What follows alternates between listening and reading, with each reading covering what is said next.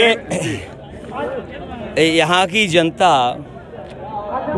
अपने भविष्य को लेकर के और अपने जीवन में खुशहाली लाने के लिए और उनको पता है लोकतंत्र में एक वोट उनके जीवन में बदलाव लाने का काम करेगा। इसलिए कोई डराए धमकाए गाली गलौज करे, लोग रुकने वाले नहीं हैं। पहले भी इन्होंने कई बार प्रयास किया इस तरह का, लेकिन इस बार ये जनता का चुनाव बन गया है। हम राजीव राय जी पार्टी को जनता ने पीछे छोड़ दिया है। जनता ने खुद अपने हाथ में चुनाव ले लिया है। भारतीय जनता पार्टी हर जगह हार रही है। नारायण राय ने कहा है कि आरक्षण का जिक्र किया आपने बार-बार पीडीए का नारा, लेकिन उसके बावजूद भी जो बीजेपी हो या प्रधानमंत्री वो आरक्षण को लेकर अलग बयान दिया करते हैं। देखिए, आरक्षण को अगर किसी ने छेड़ा है और ख़त्म किया है तो वो भारतीय जनता पार्टी है। उन्होंने पिछड़ों का, दलितों का, आदिवासियों का आरक्षण छीन लिया। और ये जो तमाम, चाहे वो आपके घोसी वाले प्रत्याशी हों, काशी वाले प्रत्याशी हों, इन्होंने सब ने आरक्षण छीना है। बीजेपी के जितने प्रत्याशी हैं जो पहले मेरिट में, जनरल में पिछड़े, दलित और आदिवासी के बच्चे आ जाते थे, इन्होंने अपने सेक्शन में उनको रोक करके इन्होंने सही मायने में पिछड़े, दलित और आदिवासियों के आरक्षण के साथ खिलवाड़ की है। नारायण राय ने घोषणा में कहा है कि गाजीपुर, मऊ और बलिया तीनों सीटों पे 3 दिनों में समाजवादी पार्टी की 13 ही कर दूंगा। क्या कहेंगे उनके बयान को लेकर? 13 दिन बाद होती है। कहें समय बहुत कम। ना 13 दिन बाद होती है। जिस दिन स्टेटमेंट दिया है उसके 13 दिन बाद देखना किसकी 13वीं होती है। किसको गाली दे रहे हैं? ये गालीबाजों की लोकतंत्र में कहीं जगह नहीं है। जनता अपना वोट अपने विवेक से, अपनी समझ से डालेगा। और ये गालीबाज लोग, ये दल बदलू लोग, स्वार्थी लोग, धोखेबाज लोग, इनका कोई चरित्र नहीं है। इनका चरित्र केवल स्वार्थ है। और कभी आपके साथ, फिर हमारे साथ, फिर उनके साथ, फिर उनके साथ भी नहीं। मैं आपसे कह रहा हूँ, इंडिया गठबंधन की सरकार बनेगी, आप देखोगे सबसे पहले कौन भागेगा? कौन भागेगा? आप लोग लेंगे हम प्रकाश आजवर को? नहीं, हम तो नहीं लेंगे, लेकिन वो प्रयास तो करेंगे भागने का। ये स्वार्थी लोग हैं।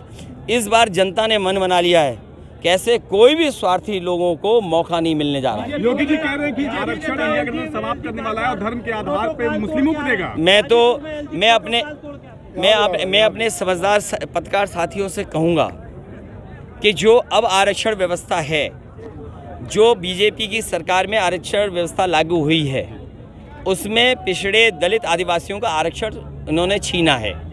और जो 50% स्लॉट है जिसमें अगड़े EWS हैं, तो अगर हम EWS को निकाल दें, जो 40% का ब्लॉक है उसमें धर्म है, तो आप सोचिए अगर 40% जो ऊपर वाला आरक्षण है, अगर पहले वाली आरक्षण व्यवस्था होती तो इसमें पिछड़े, दलित और आदिवासियों के बच्चे भी आते।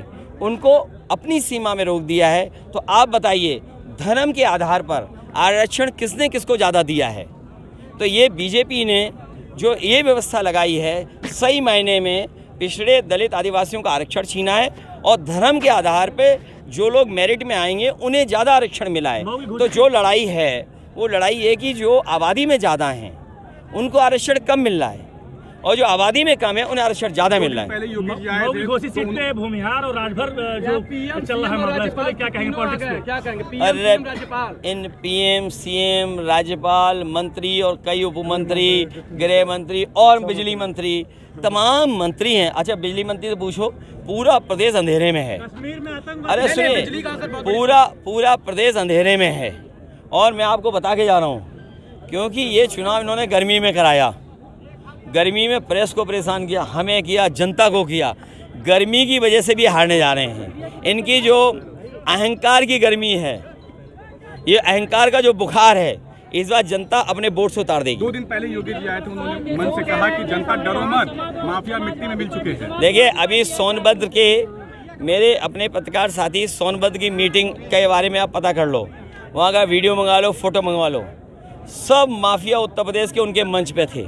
और सुनने में तो आ रहा है कि सब माफियाओं को बनारस, काशी लोकसभा में जिम्मेदारी दी गई है कि जाइए वोट बटोरिए, कुछ बांटिए फिर वोट बटोरिए। सर माफिया कौन है? इशारा किधर है आपका? आपको सब पता है। मैं फिर कहता हूँ कि सरकार को एक लंबी सूची जारी करनी चाहिए माफियाओं की।